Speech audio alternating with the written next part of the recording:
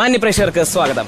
Star വിത്തേടെ എന്ന ഈ പരിപാടിയിൽ ഇന്നത്തെ അതിഥി എന്ന് പറയുന്നത് ആരടാ നാറി നീ എന്ന ചിത്രത്തിലെ ലേഡി സൂപ്പർ സ്റ്റാർ സോണിയാണ്. അപ്പൊ നമുക്ക് സോണിയെ വെൽക്കം ചെയ്യാം. സോണിയെ വെൽക്കം. ഹലോ.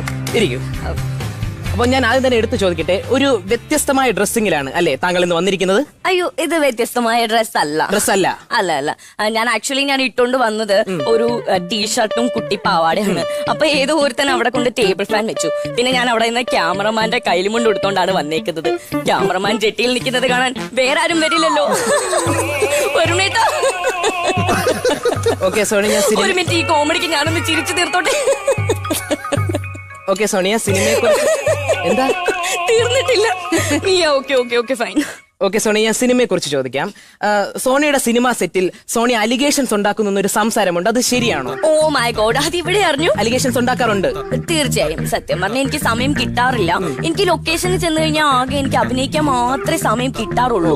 പിന്നെ ടൊവിനോ തോമസ് ഒക്കെ നിർബന്ധിക്കുമ്പോൾ 1-2 വട്ടം ആ ക്യാരവാന്റെ മൂട്ടിൽ കുറച്ച് കരിയിലൊക്കെ കത്തിച്ചിട്ട് അലിഗേഷൻസ് ഉണ്ടാക്കി കൊടുത്തിട്ടുണ്ട്. ടൊവിനോ തോമസിന്റെ വൈഫ് എന്നോട് റെസിപ്പി ചോദിച്ചു വിളിച്ചു, പക്ഷെ ഞാൻ പറഞ്ഞു കൊടുത്തിട്ടില്ല. സോണി അതല്ല, സോണി ആരോപണങ്ങൾ ഉണ്ടാക്കുന്നുണ്ടോ എന്നാണ് ഞാൻ ചോദിച്ചത്.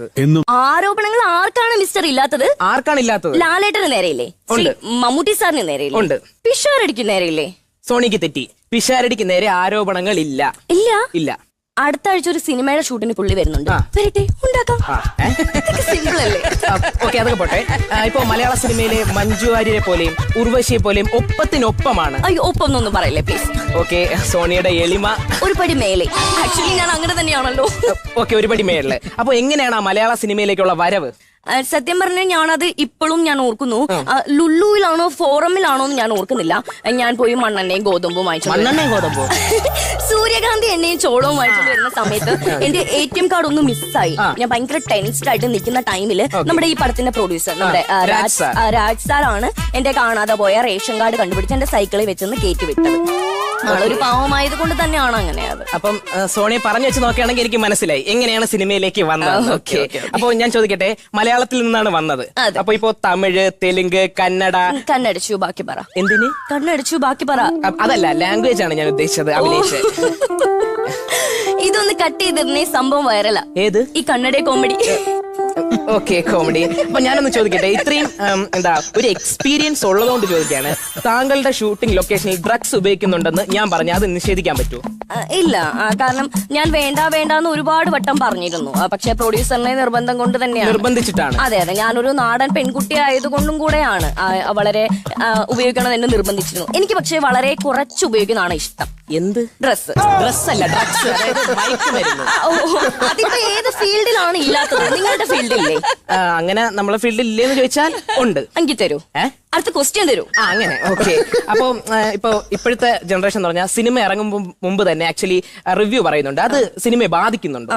ഞാൻ ഈ പറഞ്ഞ കുട്ടിയുടെ റിവ്യൂ കേട്ടിട്ടില്ല. ഏത് കുട്ടി? അഞ്ജലിയുടെ. ആക്ച്വലി സിനിമയെ ബാധിക്കുന്നുണ്ടാവും. കാരണം എന്താ വെച്ച് കഴിഞ്ഞാൽ ഇപ്പൊ അറിയാലോ, സിനിമയുടെ വിധികർത്താക്കൾ എന്ന് പറയുന്നത് ഉറപ്പായും പ്രേക്ഷകർ തന്നെയാണ്. ഇപ്പൊ ഒരു ഉദാഹരണം പറഞ്ഞു കഴിഞ്ഞാൽ, ഞങ്ങളുടെ ഈ പ്രൊഡ്യൂസർ രാജ് സാറിന്റെ ഒരു പടം കഴിഞ്ഞ ആഴ്ച റിലീസ് ചെയ്തിട്ടുണ്ടായിരുന്നു, ഓടിക്കോ അല്ലെങ്കിൽ പട്ടി കടിക്കോ എന്ന് പറഞ്ഞിട്ടുള്ളത്. അപ്പം എന്താ പറയാ, അത് ഞാൻ തിയേറ്ററിൽ പോയി കണ്ട സമയത്ത് പ്രേക്ഷകരും സംവിധായകനും ഒരുമിച്ചിരുന്ന് കൂവലാണ് ഞാൻ അവിടെ കണ്ടത്. അപ്പം ഞാനൊന്ന് ചോദിക്കട്ടെ, എന്തുകൊണ്ട് സോണിയെ ചോദിച്ചില്ല? സ്വന്തം സിനിമ കൊണ്ട് എന്തിനാണ് കൂവുന്നതെന്ന് ചോദിച്ചില്ല? ഞാൻ ചോദിച്ചിരുന്നു. ഞാൻ ചോദിച്ചപ്പോ സാർ എന്നോട് പറഞ്ഞത്, ഞാനും കൂവിയില്ലെങ്കിൽ ഇവര് മനസ്സിലാകും ഞാനാണ് ഇതിന്റെ സംവിധായകൻ എന്നുള്ളത്. അതുകൊണ്ട് ഉറക്കെ തന്നെ ഞാനും വിളിച്ച് കൂവി എന്നാണ് പറഞ്ഞത്. ഓക്കെ. അപ്പം ഒരു കാര്യം പറയല്ലോ, ഞാനും ആ സിനിമ കണ്ടതാണ്. അപ്പൊ സത്യം പറഞ്ഞാൽ അതിൽ നല്ലൊരു എലമെന്റ് ഇല്ല. ആര് പറഞ്ഞു? ആ സിനിമയിൽ ഇന്റർവെലിന് ഞാൻ കഴിച്ച പോപ്കോണും ഡ്രിങ്ക്സും അടിപൊളി എലമെന്റ്സ് ആയിരുന്നു. എനിക്ക് ഭയങ്കര ഇഷ്ടമായി അത്. ഓക്കെ, പോപ്കോൺ ഇഷ്ടപ്പെട്ടു. അപ്പൊ നമുക്ക് സിനിമാ വിശേഷങ്ങൾ കഴിഞ്ഞു. അപ്പൊ നമുക്ക് കുറച്ചുകൂടെ എന്റർടൈൻമെന്റ് ആവണ്ടേ? അപ്പൊ നമുക്കൊരു ഗെയിമിലേക്ക് കിടക്കാം. ഓക്കെ, അപ്പൊ സോണി ഒന്ന് എണീക്കാം. അപ്പൊ ഗെയിം എന്ന് പറയുന്നത്, ഈ ഹെഡ്ഫോൺ എടുത്ത് ചെവിയിൽ വെക്കുക, എന്നിട്ട് ഞാൻ പറയുന്ന സിനിമാ പേര് എന്റെ ലിപ്പ് നോക്കി പറയുക. പിന്നെ സാധാരണ ഒരു ഗെയിം അല്ല ഇത്. ഇത് ജയിച്ചാൽ 1ഉം 2ഉം അല്ല, 16,000 രൂപയാണ് സമ്മാനം. അതുകൊണ്ട് ഹെഡ്സെറ്റ് ഇളക്കാതെ ഞാൻ പറയുന്നത് ലിപ്പ് നോക്കി പറയുക. ഓക്കെ അല്ലേ?